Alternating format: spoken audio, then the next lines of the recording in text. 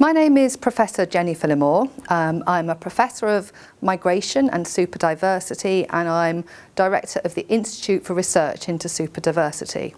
And I want to talk today about the issue around numbers of migrants and what's likely to happen after Brexit. Now, it's important to bear in mind that the figures that we receive every month are about net migration. So that's the number of people arriving with the number of people leaving taken off.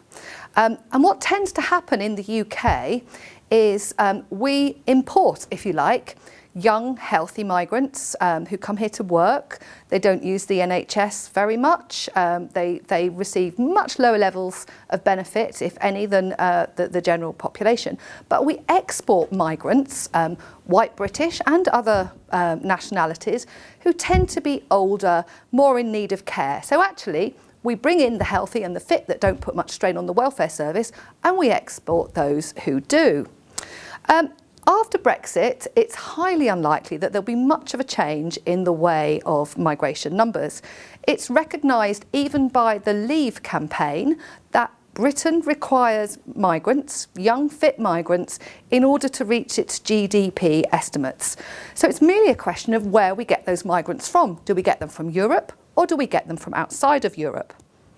Now, if we want to be part of the common market, what we have to do is sign up to the same conditions as Norway and Switzerland. And this means the absolute bottom line here is that we've got to agree to free movement.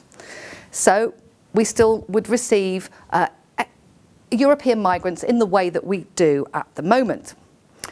Now, as most people are aware, it'll take 2 years absolute minimum for us to leave the EU if we vote to leave.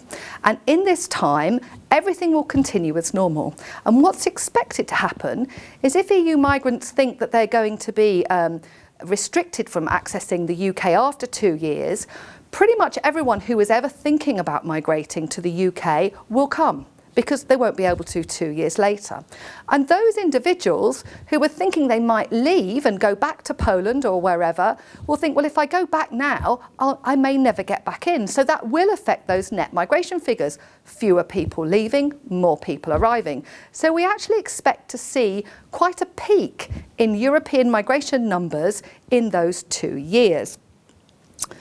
Now, the Migration Observatory has identified that 75% of those European migrants that work in the UK work in unskilled professions. And if we bring in a points-based system, like the Australian one, and we already have a version of that, so say we expanded our existing system, actually, after the 2 years, those 75% of people would not be able to come into the UK, yet we still need them. We rely on them for our cheap food, we rely on them for our cheap care, and largely they do all the dirty, dangerous and difficult jobs that we don't want. Employers will still need those people, and it's widely expected that they will arrive on holiday visas, if visas are indeed expected at all for European residents, and they will overstay, thereby coming undocumented. When this happens, they will no longer be paying tax and national insurance into the exchequer. So actually, we'll be worse off than we are at this moment.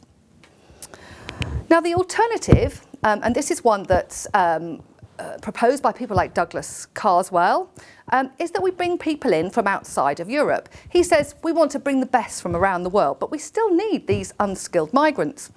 And the evidence suggests that actually the British people feel much more nervous about migrants from outside of the EU than they do from migrants inside. So I fail to see how this would be a preferred option for the general population. What we do know is that there are 2 million British people living overseas at the moment, and these tend to be elderly and quite heavily reliant on the care systems over there. Nobody knows what's going to happen to these 2 million Brits. It's highly likely that they will be able to stay, but maybe they won't be able to access the levels of care they can at the moment. In which case, there's a possibility that a large proportion of those 2 million people will return. Where will we house them? How will we find care? How will we afford to provide care for those people, that are elderly and in fairly intense need of services? So again, this will cause a spike in the numbers because they're returning, and not a reduction. So I would say it's highly likely that what will happen, certainly in the next 2 years, but also in the long term, is either a rise in numbers or numbers very similar to they are now. And actually, Brexit will make very little difference.